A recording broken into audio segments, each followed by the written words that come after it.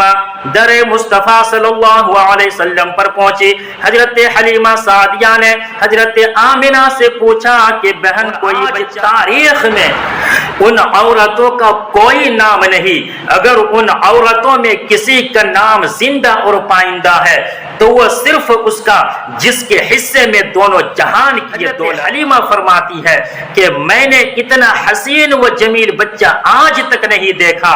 میں نے آمنہ سے کہا کہ بہن میں نے ایسی خوبصورت اور دلکش صورت پوری زندگی میں نہیں دیکھی۔ خدا تعالیٰ فرماتا ہے تم نے ایسا حسین پہلے دیکھا ہی نہیں، میں نے ایسا شاہکار بنایا ہی نہیں، میں نے یہ سانچہ ہی توڑ ڈالا جس میں اس صورت کو۔ عرب کے دستور کے مطابق شرفائے عرب اپنے نومولود بچوں کو دیہات میں بھیج دیتے تھے تاکہ وہ کھلی فضا میں نشو و نما کے علاوہ عرب کی فطری خصوصیات سے مالا مال ہو سکے، خاص طور پر ان میں فصاحت و بلاغت اور شجاعت پیدا ہو جائے۔ چنانچہ قبائل عرب سے سال میں 2 مرتبہ عورتیں آتی اور کھاتے پیتے گھرانوں سے بچوں کو لے جاتی۔ عرب کی اس دستور کے مطابق شیرخوار بچے شہر سے لینے کے لیے عورتوں کا ایک قافلہ روانہ ہوا اور ان میں ایک خوش نصیب خاتون دائی حلیمہ بھی تھی۔ وہ فرماتی ہے کہ میں اپنے شوہر حارث کے ہمراہ روانہ ہوئی، میری اٹھنی کمزور اور مریل تھی جبکہ ایک لاغر گدھی بھی ہمارے ساتھ تھی، اونٹنی ایک قطرہ تک دودھ نہ دیتی تھی، ہم بھوک کی وجہ سے رات بھر نہ سو پاتے تھے۔ حضرت حلیمہ فرماتی ہے کہ میری چھاتی میں اتنا دودھ نہ تھا کہ میرا بچہ سیر ہو سکتا، یہی وجہ تھی کہ بچہ ساری رات بلبلاتا۔ سرور دو عالم صلی اللہ علیہ وسلم کو تمام عورتوں نے دیکھا لیکن یتیم ہونے کی بنا پر قبول نہیں کیا کہ اسے کیا ملے گا۔ لوگ ان دودھ پلانے والی عورتوں کو کوستے ہیں کہ انہوں نے سرور دو عالم صلی اللہ علیہ وسلم کو قبول نہیں کیا، اور آج تاریخ میں ان عورتوں کا کوئی نام نہیں، اگر ان عورتوں میں کسی کا نام زندہ اور پائندہ ہے تو وہ صرف اس کا جس کے حصے میں دونوں جہان کی یہ دولت آئی۔ حضرت حلیمہ سعدیہ مکہ دیر سے پہنچی، تمام عورتوں نے کھاتے پیتے گھرانوں سے بچے لے لیے، صرف ایک ہی بچہ رہ گیا تھا اور وہ حضرت آمنہ کا در یتیم۔ حضرت حلیمہ نے اپنے شوہر سے مشورہ کیا کہ خالی ہاتھ جانا مناسب نہیں، کیوں نہ ہم اس یتیم بچے کو لے چلے، شاید اللہ تبارک و تعالی اسی کی بدولت سے خیر و برکت عطا کر دے۔ یہ فیصلہ کر کے حضرت حلیمہ در مصطفیٰ صلی اللہ علیہ وسلم پر پہنچی۔ حضرت حلیمہ سعدیہ نے حضرت آمنہ سے پوچھا کہ بہن کوئی بچہ ہے؟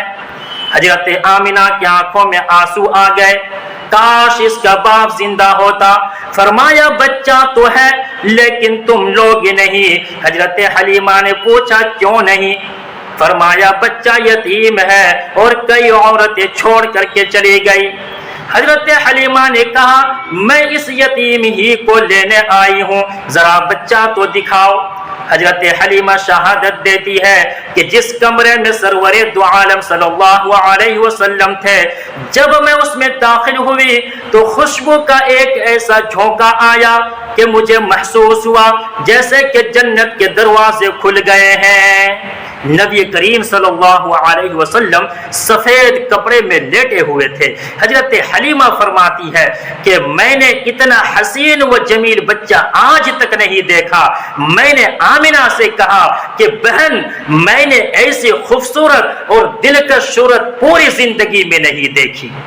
خدا تعالیٰ فرماتا ہے تم نے ایسا حسین پہلے دیکھا ہی نہیں، میں نے ایسا شاہکار بنایا ہی نہیں، میں نے یہ سانچہ ہی توڑ ڈالا جس میں اس صورت کو ڈھالا تھا۔ حضرت حلیمہ فرماتی ہے کہ میں نے نبی کریم صلی اللہ علیہ وسلم کو نبی کریم صلی اللہ علیہ وسلم کے سینے پر ہاتھ پھیرا، آپ نے بند آنکھیں تبسم کے ساتھ کھولی۔ پھر کیا تھا؟ حضرت حلیمہ کی قسمت کے دریچے کھل گئے۔ حضرت حلیمہ فرماتی ہیں کہ جو ہی میں نے آپ کو چھاتی سے لگایا میری سوکھی چھاتی میں دودھ اتر آیا، آپ نے میری دائیں چھاتی سے دودھ پیا۔ جب میں نے آقا نامدار تاجدار مدینہ صلی اللہ علیہ وسلم کو بائیں طرف کیا تو آپ نے میری کوشش کے باوجود دودھ نہیں پیا۔ سرور دو عالم صلی اللہ علیہ وسلم جب تک حضرت حلیمہ سعدیہ کے پاس رہی ایک ہی طرف سے دودھ پیا کرتے تھے۔ حضرت حلیمہ کہتی ہے کہ میں بہت حیران تھی کہ یہ بچہ آخر ایک ہی طرف سے دودھ کیوں پیتا ہے۔ اس کے بعد آپ کی برکات کو دیکھ کر کے یہ محسوس ہوا کہ یہ کوئی معمولی بچہ نہیں ہے جس کو اللہ نے علم دے رکھا ہے کہ تیرے علاوہ تیرا رضائی بھائی بھی دودھ پینے والا ہے۔ اس طرح نبی کریم صلی اللہ علیہ وسلم نے پہلے ہی دن سے عدل کی روایت قائم کر دی تاکہ قیامت تک آپ کے عدل و انصاف کے ڈنکا بجتے رہے۔ حضرت حلیمہ حضرت آمنہ کے لخت جگر کو لے کر اپنے خیمے میں گئی۔ شام کو ان کے شوہر حارث اپنی اونٹنی کا دودھ دوہنے کے لیے اٹھے۔ یہ دیکھ کر حیران خوشی کی انتہا نہ رہی کہ اونٹنی کے تھن دودھ سے بھرے ہوئے تھے۔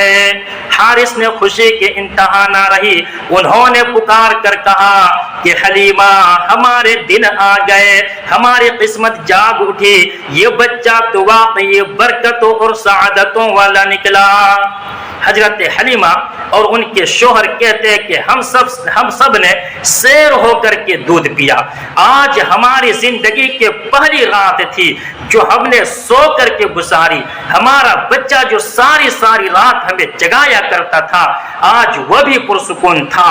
کتنی خوش نصیب تھی دائی حلیمہ جن کے جھولی میں دو جہاں کی دولت آئی۔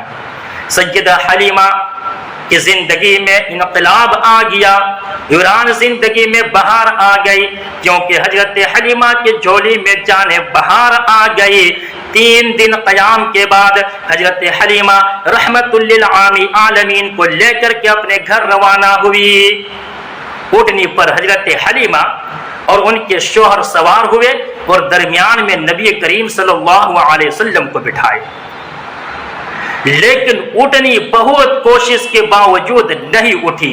حضرت حلیمہ نے یہ دیکھا تو بولے کہ حارث ہماری گود میں یہ جو بچہ ہے یہ اتنا عظیم اور جلیل القدر ہے کہ قدرت کو ہمارا یہ فعل پسند نہیں آیا، ہم نے اس کے درمیان میں بیٹھا رکھا ہے کیونکہ ان کی طرف تمہاری پشت ہو رہی ہے۔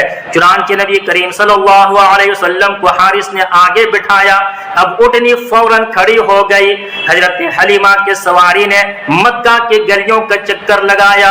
جو ہی اونٹنی کعبۃ اللہ کے سامنے پہنچی اس نے 3 سجدے کیے، پھر آسمان کی طرف سر اٹھایا اور چل دیے۔ پھر اونٹنی پہلے اونٹنی سست رفتار تھی، اب بہترین رفتار ہو گئی۔ حضرت حلیمہ کی ہمجولیاں بچے لے کر بہت پہلے چل چکی تھی، ان عورتیں نے اپنے پیچھے تیز رفتار اونٹنی کی اڑتی ہوئی گرد دیکھی تو پریشان ہو گئی۔